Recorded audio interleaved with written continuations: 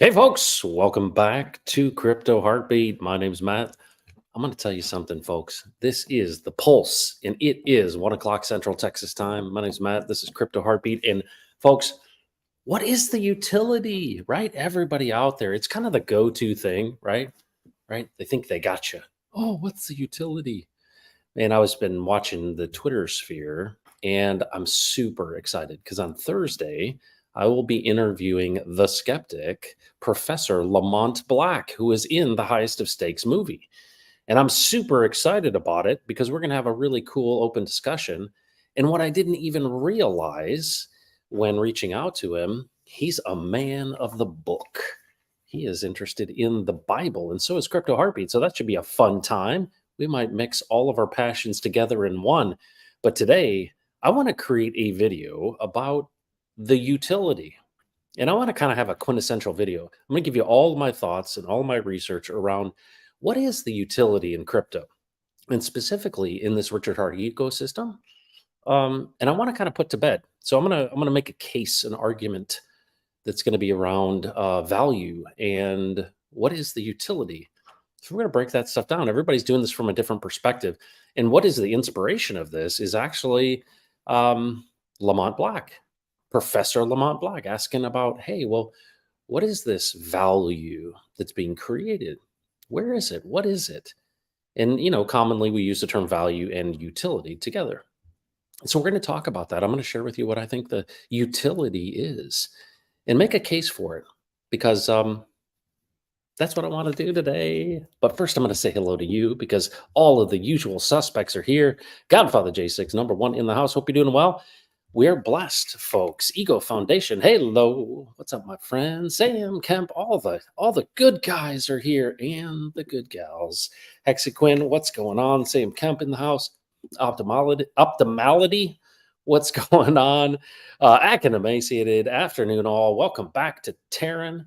And Pharaoh Gecko, what's going on? And David Lee, all the way from southwestern Indiana. He is signing on. David Lee, talk about utility. Man, a hug from David Lee is all the utility you need. Samantha, what's going on? Good to see you. And Hex 647, good to see you. Hex Glenn is here. Hex Rockstar in the house. Michael, what's going on? And the bear, the Finnish bear himself. Good to see you. Thanks for being here. Crypto Truckers in the house. Folks, if we didn't have each other, what would we have? Compton 310, Hector the Protector 22. Love that. And Pineapple Love back for another go around. What's going on? Hexskin, Pulskin, Sexskins. Good to see you. And the love from David Lee. Always the love from David Lee. So, when in doubt, go to ChatGPT and ask ChatGPT, what is utility? So this is what ChatGPT told me, and I thought this was pretty interesting. So let's talk about it. What is the utility in crypto? And specifically in this Hex, Pulse, PulseX, Texan, Ophir Crypto, all of these cryptocurrencies. Utility refers to the measurement of satisfaction, happiness, or value that individuals derive from consuming or using goods, services, or experiences. It's a concept often used in economics to understand and quantify people's preferences and choices. Okay, so everybody wants to kind of throw this out. Hey, well, what's the utility? Well, one of the utilities in crypto is that you provide some sort of service that benefits the whole, right? Well, you think about utility is actually pretty narrow when it comes to what certain things do. So utility-based tokens, let's say you're doing some sort of supply chain tracking. People are all excited about that, right? Supply chain tracking, that's a utility. Okay, great. Let's chalk that one up. Let's think about what are the other utilities that are out there? Well, tokenization. Wow, I can fractionalize the ownership of this property. or I can put a certain document or documents that are commonly used into a smart contract. There's a lot of different things that are related to this, but I want to take you back to this core definition. Utility refers to the measurement of satisfaction, happiness, or value that individuals derive from consuming or using goods, services, or experiences. So there's actually a broader description of what utility is. And I would say this: folks are trying to put you into a pigeonhole when it relates to cryptocurrency, saying, well, your token is just speculative. You have no benefit. There is no value. So let's talk about value for a second. I've mentioned this many times on this channel before, but value is perceived. All right. Well, what do you mean by perception of value? And I've used this analogy before, but I think it's a good one. I'm in an old house right now. My office is in a house that was built in 1895. And when I first moved into this house for my office, I looked around and there was all kinds of neat places across the house. It's a very large house and it's got a fireplace in every single room. And some of the coolest things, just the way in which they made houses in 1895 is reflected in this home, right? You needed that warmth in that fireplace. But I found some really cool artifacts across the house as, looking around, things back from the 1900s. And it's just neat. It's a neat thing. I'm really curious about these things and I love finding cool stuff. Well, let's say I went up into the attic. Okay. And this is a fictitious story. And up in the attic was this old dusty painting. And let's say my son, who's 12 years old, was downstairs and I find this painting back up in the rafters and I bring it down and I dust it off and I look at it. I'm like, oh my goodness, this is an original Pablo Picasso from the Blue Period. Well, I would go to my son, who's 12 years old, and I'd say, hey, look what I found. And he'd be like, Dad, what is that? He said, that's ugly. I said, no, son, this is a Pablo Picasso. It's an original. He's like, Dad, why are his eyes all messed up and his arms in different places? And why is it all blue? I'd be like, you just don't understand. And then I'd take it down to the museum. And the museum curator would go and like literally gasp, oh, wow, you have this one. And they go through all of this, put it on loan with the museum. And they spend 6 months going into, is this the right signature? Is this the right frame? Is this the right wood? Is this the right pigments? Does it come from the right period of time? They do all kind of spectral analysis. And they say, this is an original Pablo Picasso. And what is the value that an appraiser puts on that? Well, it's a person's opinion of the value of that painting. And the value of that painting, let's say, is $22 million. $22 million. Well, what was the value of that painting to my son, who's 12? He's like, Dad, I could do that. That's terrible. So what constitutes value? And I would submit to you that value is perceived by parties, right? Not everybody values a certain token, right? You might say, oh, that Dogecoin, that's a beep coin, right? So perception is a part of value. And of course, you have to understand that there's an agreement that goes into that value. So let's say an appraiser says this painting is worth 22 million bucks. Okay, it's worth $22 million. Well, really, it's only as valuable as somebody's willing to pay for it. So what do? They put it up in auction. Well, if you have an auction and no one knows that the auction's happening, you don't have any bidders. So you have to promote. And what do? You put it into a big book and you send it to a bunch of rich people and you say, hey, we've got lot number 22 is this rare, one-of-a-kind discovery of a Pablo Picasso original. And all the rich people get FOMO. And they go, oh, we've got to have this one, right? People are on the phone at Sotheby's, they're across the world, and they're bidding on this painting. So marketing has gone into it. Well, why would you go to Sotheby's? Why wouldn't you just go down to the corner store? Because Sotheby's has a certain cachet, right? They're the ones who find the real stuff, and you trust them. So there's perception in the value of who is listing your painting. So if you understand the multiple layers of value and the multiple layers of perception of value, you realize that this is something that is quite subjective. And so, thus lays the blueprint for our discussion today. So let's talk about the origins of crypto, right? In the 2008 crisis, obviously, some of the most amazing things came together. One is this cypherpunk thing that was this idea that we could use cryptography and potentially could create something that was, truly immutable, something that you could not fake, you could not double spend. And out of that came this white paper by Satoshi. And of course, the origin of Bitcoin was peer to peer digital cash. Well, what is that idea, that vision for peer to peer digital cash? Is this idea that this could be the replacement for a means of exchange? Well, guess what? It failed at that, right? It failed at that. So think about this. It's Bitcoin 2009, let's say. What is it? What is the value of a Bitcoin? Well, so you're using this cryptography. You got this thing called a blockchain. It's public, it's transparent. And of course, what happens, right? Perception at the time was one of no value, right? That's why Richard Hart could have gone on his, PC and mined 50 blocks of Bitcoin. Okay. So if it's Sotheby's, they have to put it into a book and send it to rich people, then perception is something that's promoted. And it requires that if you're going to have people actually pay attention to your auction. The same thing is true in cryptography, or in this case, Bitcoin. So even its intended purposes, it didn't become. It is not peer to peer digital cash. What people believe that it's actually done is created value storage, more like a digital gold product. But I think there also is this long-term vision that people say, well, maybe, digital money makes some sense. There's a lot of benefits to that, but maybe the long-term benefit. So I would ask you this.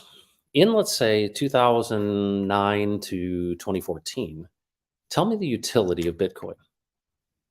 All right, I'll wait. What's the utility of Bitcoin?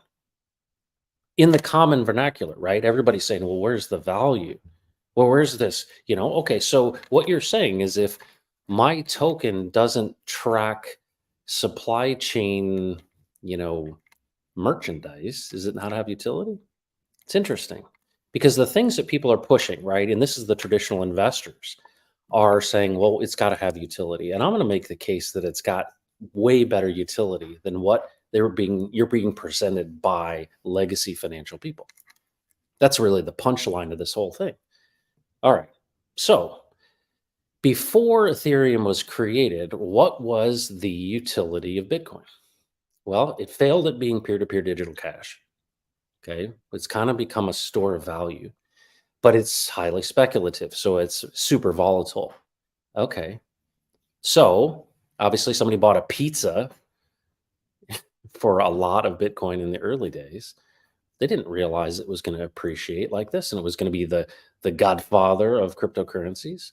Nor did we know what would happen in the future with a guy named Vitalik and the smart contract. Okay. So you have to understand that we're talking about something in a moment of time. We don't know the future, but we do see a trajectory. This isn't just a brand new asset class like it was in 2009 as Bitcoin, as a new thing.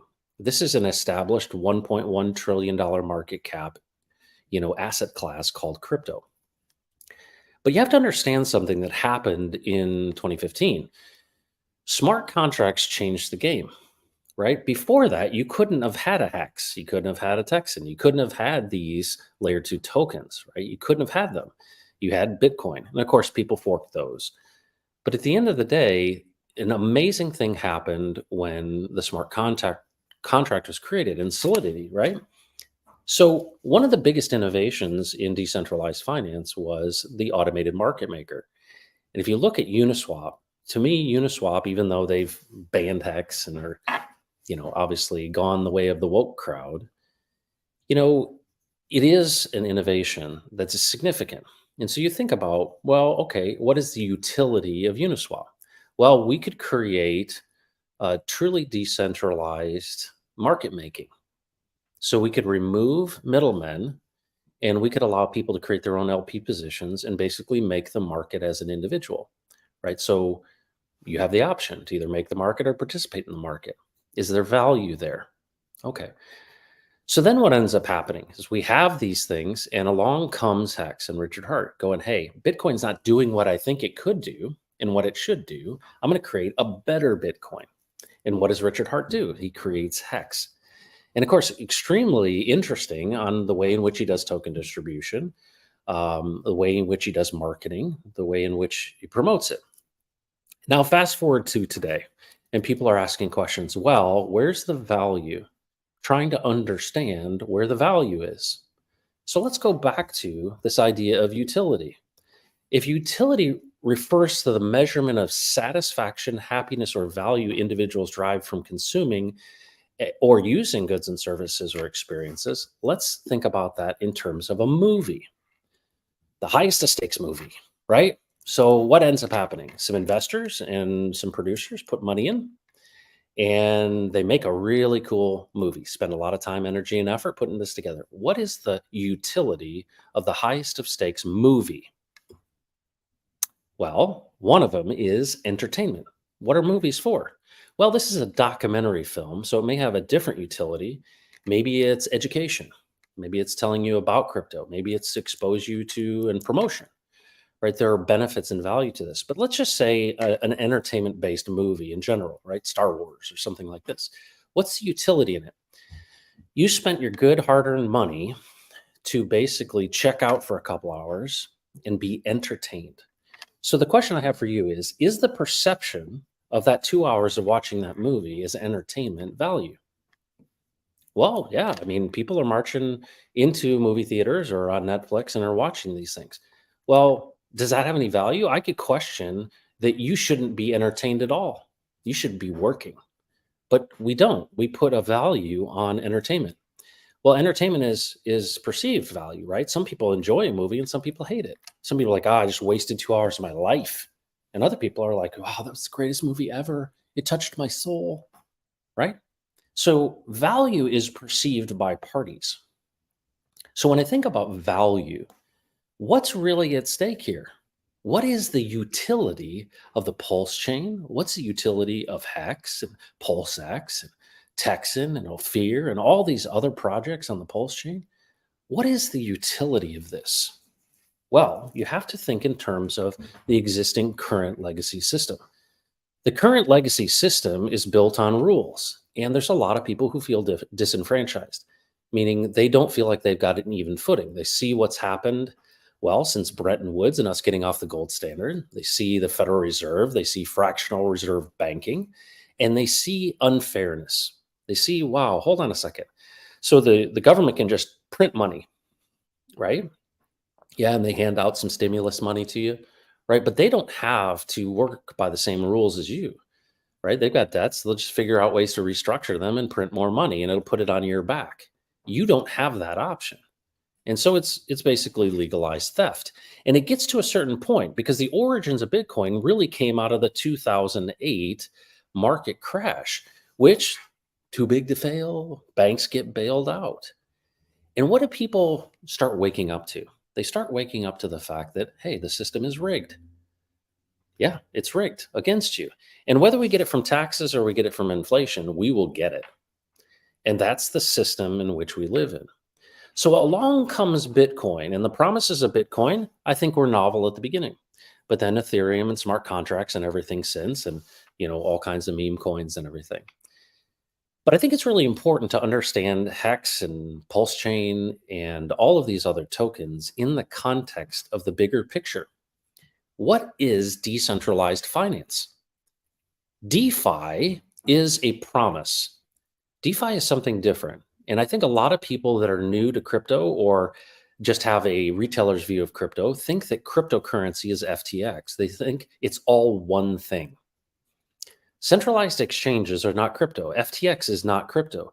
From my perspective, DeFi is crypto, meaning if it fits all of the parameters of the origins of the Satoshi white paper, meaning it is immutable, it can't be changed, it is transparent on the blockchain, right? It's truly decentralized.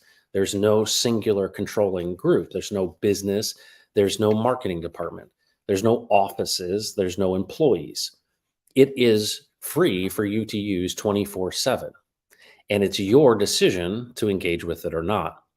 And so, what birthed out of DeFi was immutable contracts on the blockchain. And of course, Richard Hart with Hex was a big proponent and still is of this idea of you having all of the control. So, let's kind of pit these two things against each other. On one hand, you have centralized powers. That would be Federal Reserve. That would be world banks, right? This would be central banks. Well, those are centralized players, right? That are controlling things through a system. Well, what's the absolute opposite of that? Well, you're in control of money. Okay. Well, if the core of value is determined by perception, let's just look at money itself. What we call money today or means of exchange, let's say in printed form. So here I am in Central Texas. If I got one of those weird Australian dollars that are printed on like PVC, right? They're plastic. And I walked into the corner store and I wanted to get myself a Coca-Cola. Do you think they would accept that Australian dollar? Heck no. Like, what are you doing with this funny money? Right? I can use US currency at that store. What's interesting about that is hold on a second.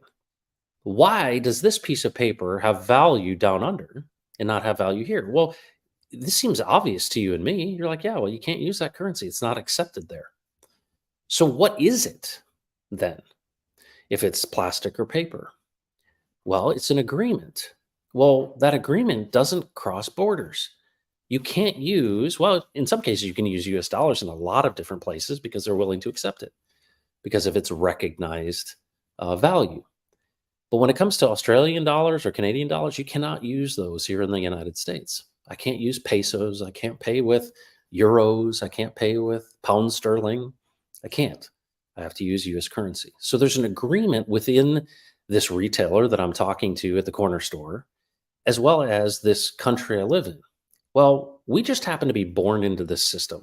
We are born into a system where there is a form of a means of exchange, in this case, US currency. And I'm talking about cash. It costs about 7 to 9 cents to print any denomination of bill. So it's not based on the value of the ink or the paper. So fiat currency is literally by decree. It has value because we say it has value. What's interesting about people today when it comes to crypto is they only want the rules to apply to them on one side of the equation. Well, the rules don't exist on their side of the equation. There is no inherent value. There is nothing backing the dollar. You cannot take a Federal Reserve note and get silver or gold for it. It is backed by nothing but an agreement. So everybody's all bent out of shape because another group of people who decided to get together decided to decree their own value. And so I would say this, what's the utility of the US dollar? Well, you'd say, well, it's legal tender, dude. I can buy a Coke. Well, whether you like the smart contract that was created by PayPal through Paxos Gold to create PYUSD or not, because they can freeze stuff, the fact of the matter is Paxos has teamed up with PayPal to create their version of a stablecoin. Well, whether you want to engage with that or not, whether you like the fact that they can basically, and I'm not in favor of this in any way, what they have done for crypto adoption is enabled people to take anything that's on the Ethereum side, as well as other cryptocurrencies, and essentially convert value and use it wherever PayPal is accepted. This is a big moment when it comes to crypto adoption. It's bridging a gap. That singular stablecoin has enabled the PayPal application to bridge between crypto and retailers. It's a big moment, but it's also a leading indicator of adoption. Most people don't understand true DeFi. I wouldn't touch PYUSD with a 10-foot pole, but I recognize what it means to the average retail person. So let's get back to value. If we have this perception of value and fiat is only by decree, people don't like the idea of you decreeing your own value. Okay, well, what's it backed by? Well, if the US dollar is backed by the good faith and credit of the people, what is it really backed by? It's really backed by, loosely, people's labor. It's a proxy for your labor. So how does it get its value? Well, you do some work and let's say you get paid by the hour and somebody pays you X amount of dollars per hour, all this is a representation of your labor. And I would submit to you that the only thing that exists in this world that's value are goods and services that come from the creative ability of people and their labor. There is no such thing of value other than basically human labor, whether you create something, a product or a service.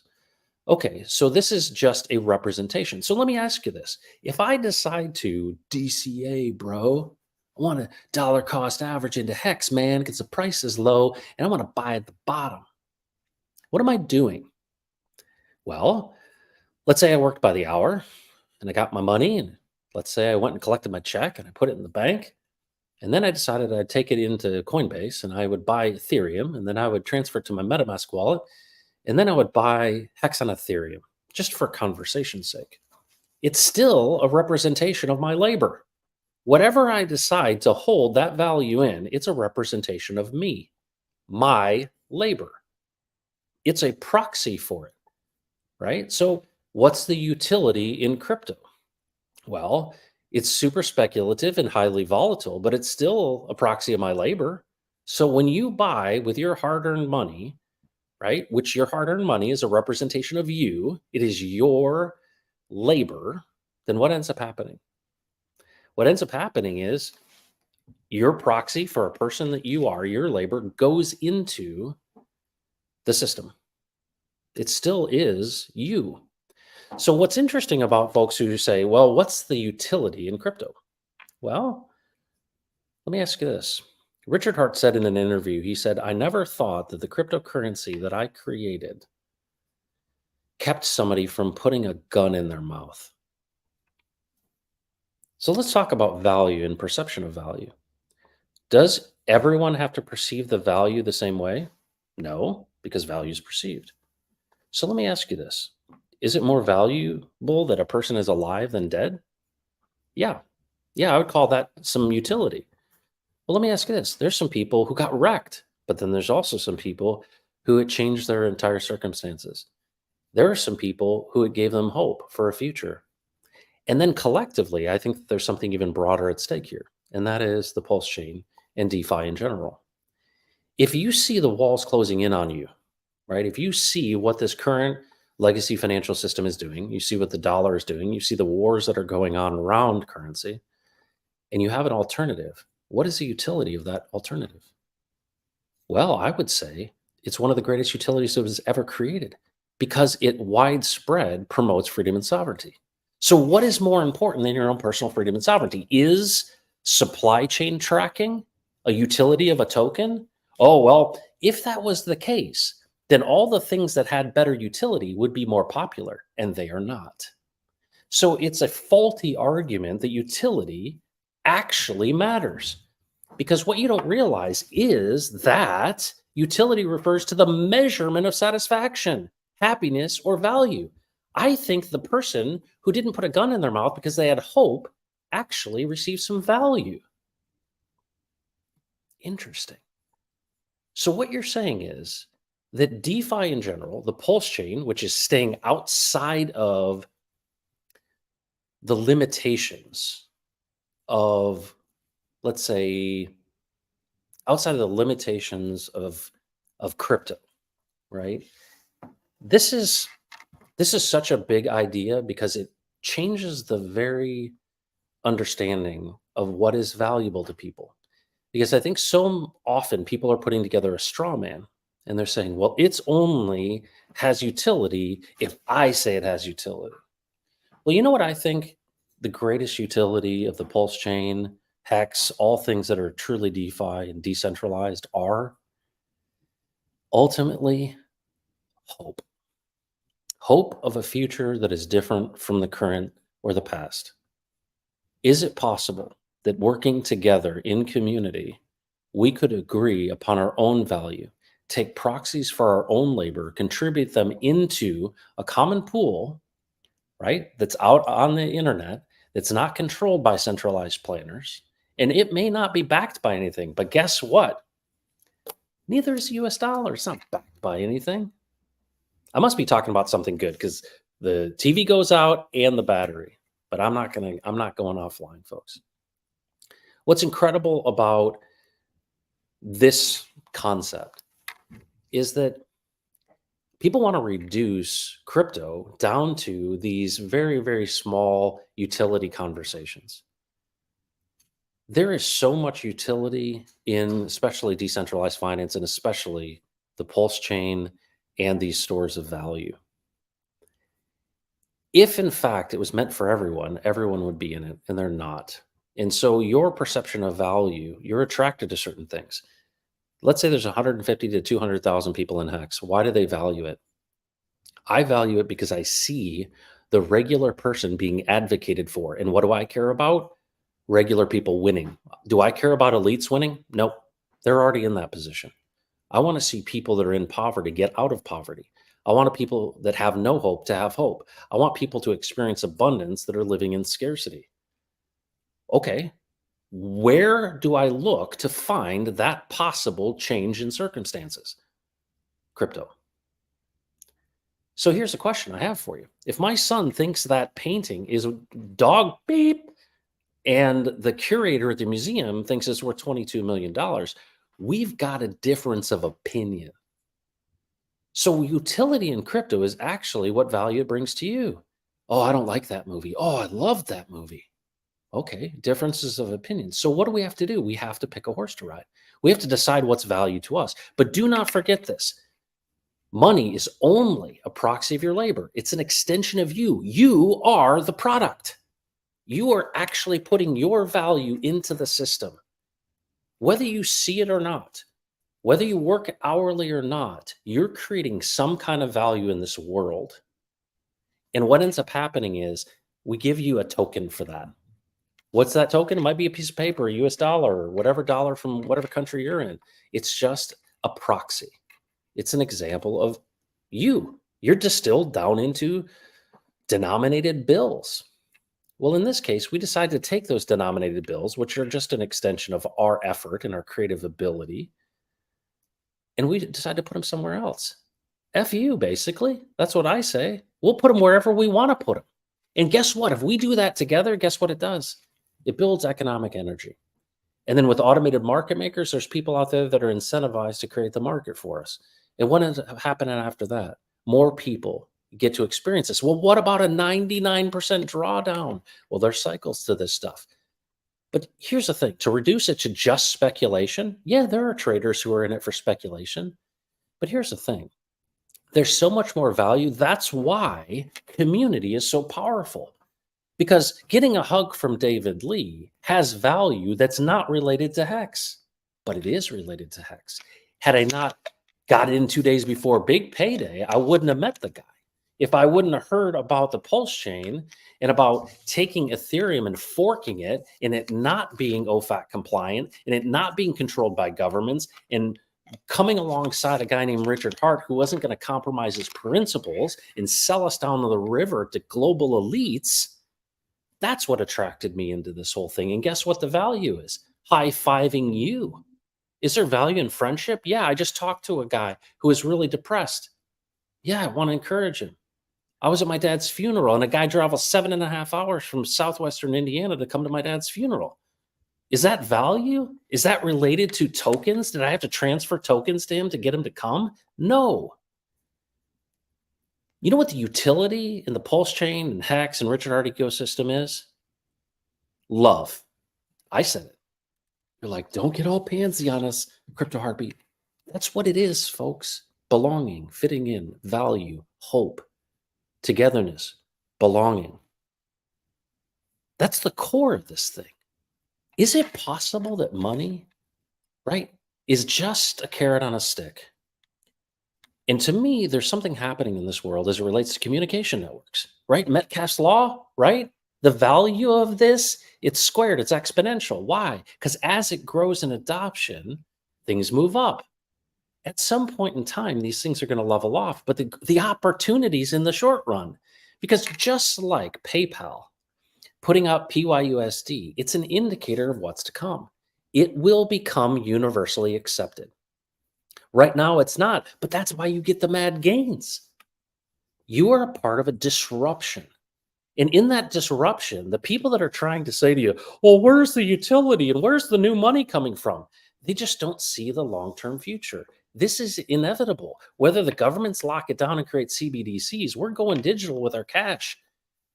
But you think about asymmetry. Where's value found in asymmetrical systems? The ones that are level, you can't get anything out of. So you go into things that are highly speculative right now because you know where it's headed. It's not just going to go away because you're taking value that's real value.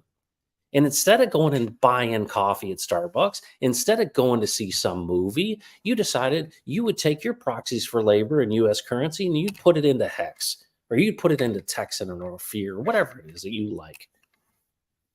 There's value that you bring to the table because you can't bring value without creating it. And that comes from your creative ability. All these things are just proxies. And the problem is the centralized planners don't want to see you accumulating value outside of their control. Period. End of sentence. So, what is the utility? What's the value? You constantly are bringing value into this community, and it's measured more than just in the chart. It's measured in, Maddie Allin doing a conference and having speakers educate. It's the work Rags to Riches does by just showing us his baby blue eyes and his ginger red beard. There's value in entertainment. I love Your Friend Somi. I just love it. It's entertaining. I got my fuzzy slippers on and I always tell mom and dad.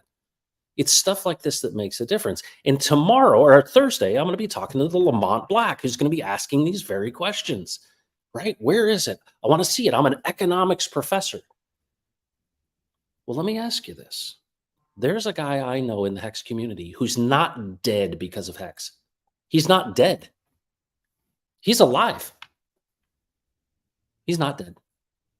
Is there utility in this community? Yeah, it's all perceived.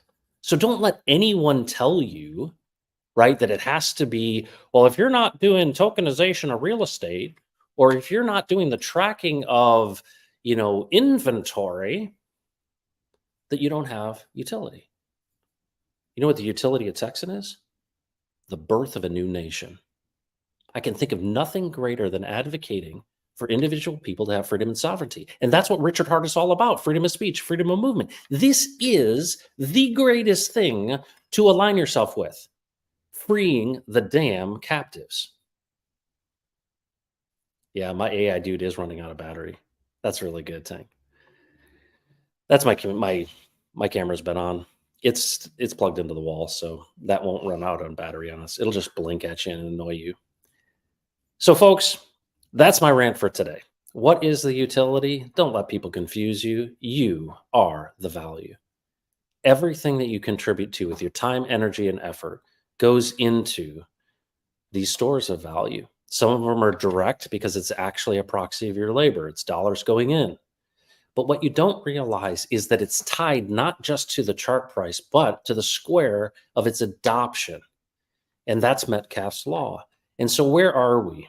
Where are we right now in cryptocurrency? What's the nature of cryptocurrency at this very moment? They say we're about 4.2% of global population is in crypto. Well, let me ask you this. Crypto is a loose term, right? We know that could be what some people think is FTX and Celsius. But let's just say crypto in general, the entire asset class. They say it's about 1.1 trillion right now. Some people postulate that the long-term future of the asset class is 200 trillion total market cap value. Well, if only 4.2% of the population has it, then, and it's not going to be adopted, then why the heck would PayPal, who has all those users and all those retailers, want to connect crypto through a stable coin to retailers? And what will that do to adoption? Well, MasterCard will do it, Visa will do it, X.com will do it, right? Our friend Elon Musk will do it. But this is why there's a battle right now. Everyone wants to tell you, oh, yeah, it's just a Ponzi scheme. Well, let me break some news to you. Life is a Ponzi scheme. If we don't have more kids, it's over. So think about that for a second. The planet Earth is a Ponzi scheme. Human Being human on this earth is a Ponzi scheme. Because here, let's think about this when it comes to economics. If there aren't more workers creating more value, right? Meaning they don't get born, it fails. It's over. It collapses and it's done. So we have to add new people to the system. Well, if money is really just a proxy for personal labor, that the only value that exists is human labor, then we need humans to do labor. Now we're getting more efficient with it and we create robots. Let's have the robots do it. But still a function of who comes up with this stuff, right? And so that's the thing that you have to relate to. When people say, oh, it's just a Ponzi scheme, well, you wish you had this Ponzi scheme. This is life, folks. Welcome to the Ponzi scheme of life. If we don't have more kids, no one pays for your damn Social Security. Got to have workers, folks. Got to have people constantly coming in new to the system. People don't like that, though. They're like, well, that's just speculation. Well, yeah. And you know what? We wouldn't be in it if there weren't asymmetric gains, potentially. But there's also losses. That's the volatility of this. But here's the truth. This will become mainstream one day. And you know what? All that proxy of labor that you lined up and you put in there, and if you held, not about a number, but about a period of time. Is it going to be preserved? If in fact Metcalfe's law is true and we don't die from nuclear holocaust, likely it's going to be preserved and grow. You might have to go through many cycles. You might have bought a top. But folks, the long-term digitization of money and, outside of rugs and those type of things, you do have to have a level of trust of somebody like Richard Hart. Is everything perfect? Are people perfect? No. But our shot of having freedom and sovereignty, in my opinion, I would bet on DeFi over anything else. Why? Because there's just fewer people in the middle. Immutable contracts on the blockchain where you hold your own keys, censorship resistant, no counterparty risk, truly decentralized. Do you realize the Pulse chain could be the chain for freedom and sovereignty? How would that happen? Everything else compromises its principles to sell out to the CBDC world. And what is left standing? A shining city on a hill called the Pulse chain. And it's where we can transact without having to get permission from Big Brother.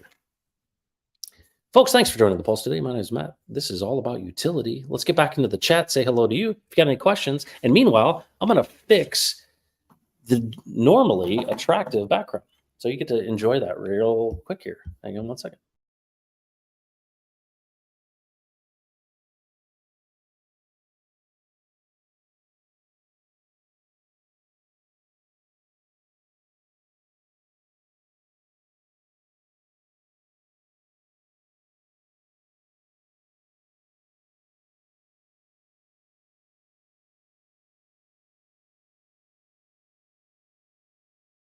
All right, we're back again. I'm not going to fix the battery thing, but here we go. Let's get back into the chat. Thanks for being here. I'd love your perspective and opinion. Here's the thing, folks. We're attracting so much more attention in this space, right? This high stakes movie, the SEC stuff, all of this stuff is just putting more eyes on it. We need intelligent people can speak about, and you don't have to defend these things, right? Different strokes for different folks. You're either attracted to it or you're not. To me, the battle is over the decentralization of money. It's about freedom and sovereignty. And you know what? People don't have to love Hex or love Richard Hart to understand that we need an alternative to this legacy system. Because the powers that be want to centralize things. We want to decentralize things. Why? Because we want to advocate for people like you and me to have a shot. We need a shot. We want a shot. You know what I'm saying? All right, let's get back into the chat. Liberty or death, what's going on? Hello, fellow freedom fighters. I'm here for the amazing value. Hopefully there was some value today. MT Coiner, good day to you, my friend. Looking forward to use Liquid Loans and Power City Earn. I'm interested.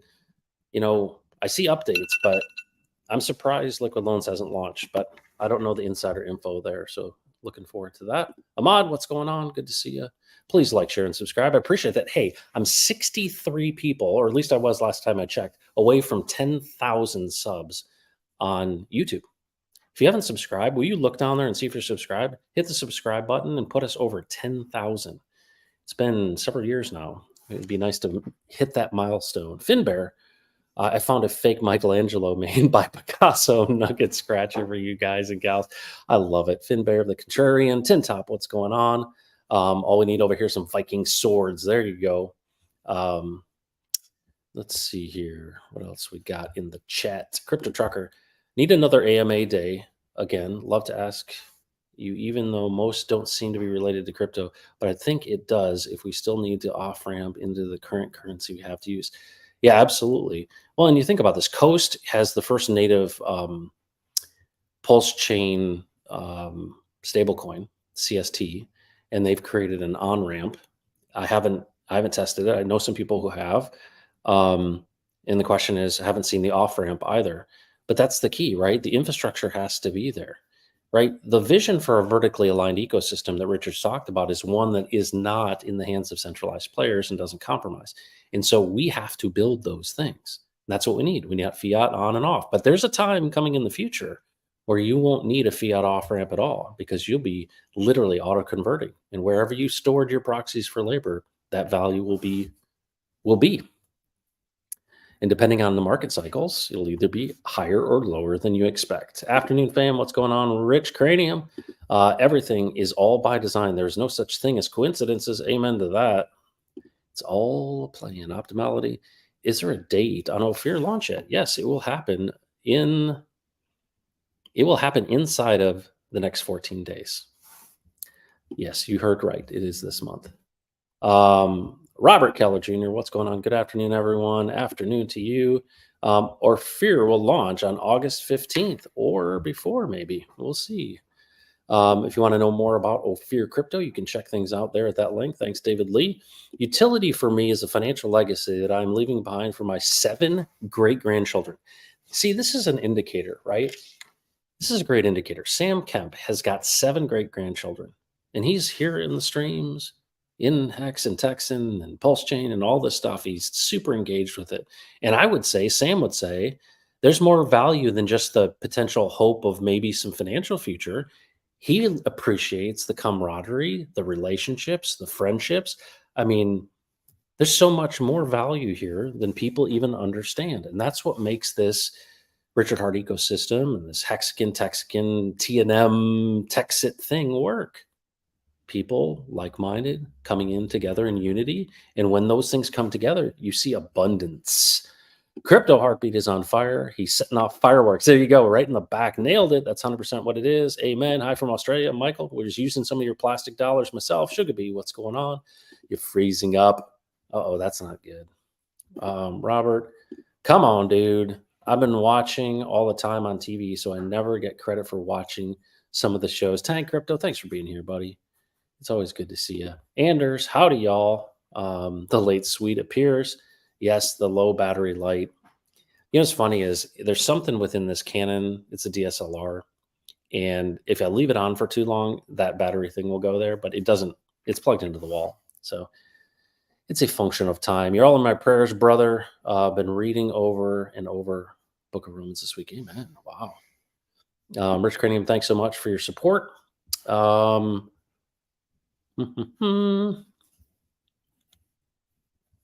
Let's see what else. Who else is here? Oh, here we go.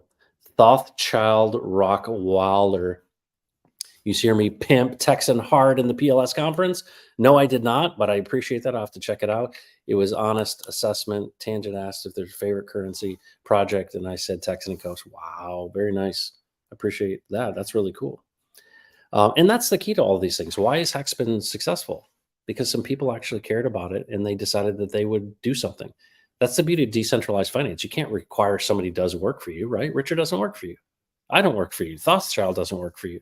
You work for yourself, right? Why do we do this? To bring value to people, to understand what value actually is. It's perceived by parties. I removed the shell from my racing snail to make it faster. Well, it just made it more sluggish. Did you hear that one, Ray? Finbear said, I removed the shell from my racing snail to make it faster. It just made it more sluggish. Oh my gosh. Brilliant. So David Gomez, what's up? I love Finbear because he's got the best dad jokes. So Pump your stream with Lamont. Yeah. Lamont Black. who is a associate professor at DePaul University in Chicago, which I've actually been on campus for quite a bit of time in my olden days. Taking the brown line or the red line down to the Loop campus. Yeah, a few hours away. That's right. It's going to be on Thursday at 3 p.m. Central. What do you know about the chip called Next? Is it RFID? They're wanting to have everyone implanted to access your bank account. Well, now they're having what MasterCard has this palm thing. So you can like put your palm print in now and pay with your palm. You know, the World Coin deal is having an orb take a picture of your retina, folks. Dystopian world up next. Liquid Loans is just waiting for Fetch, the article to launch. Okay. Frosty Dog, what's going on? You're back. Welcome back. Take Crypto, thanks. You're right as the mail. Nice. Appreciate your show. It's the most important show in our house. Fantastic. I love all the Turkish treats. Now I'm baklava lover. Oh my gosh. You got one for every occasion. Good review of the principles and value of utility. Thanks. We need these kind of reviews, especially these easy days of our investment and hope. Ahmad, thanks so much. Did you just get that one? Yeah, that's pretty funny, wasn't it? Is anyone get into mining again? I heard it will have a second life.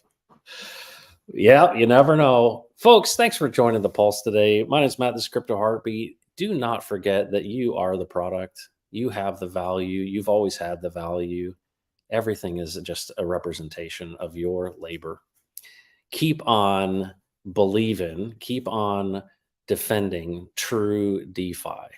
And I hope you recognize how valuable the Pulse chain is and will be. And I don't mean just any particular token. I mean, as a whole, the fact that it exists means that we've got hope in the future. Folks, take care of yourself, and we'll catch you tomorrow for Preserving America in Texas, and then Lamont Black on Thursday, and Steve Staggs on Friday. Take care, everybody. We'll catch you next time. Don't mess with Texas. Okay?